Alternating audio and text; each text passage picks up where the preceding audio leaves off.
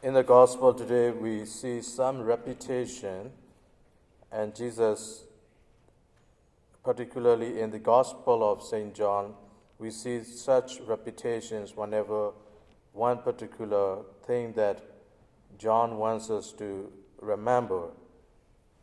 And in today's gospel, Jesus said, I do not ask that you take them out of the world, but that you keep them from the evil one and consecrate them in the truth.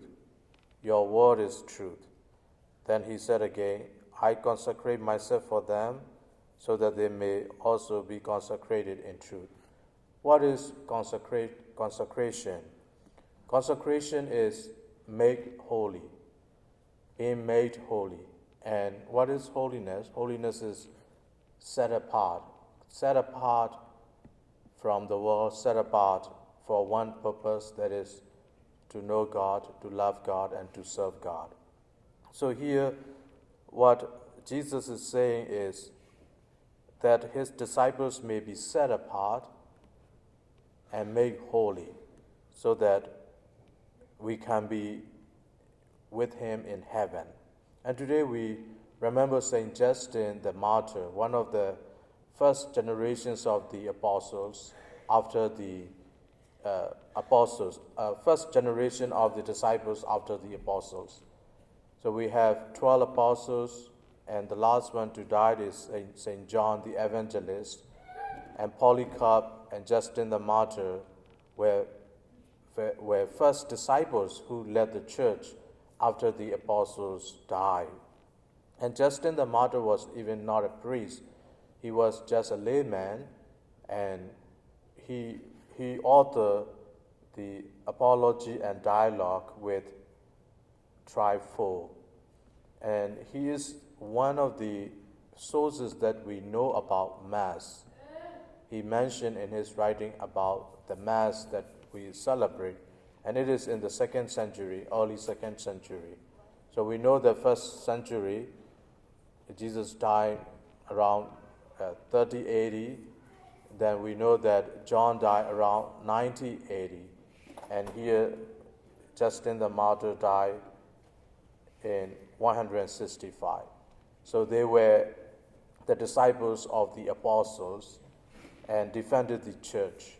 And every time we talk about the church, one particular thing that we see is the foundation of the church.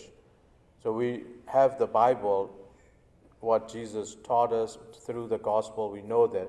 And we have the letters from Peter and other apostles. But those were organized much later.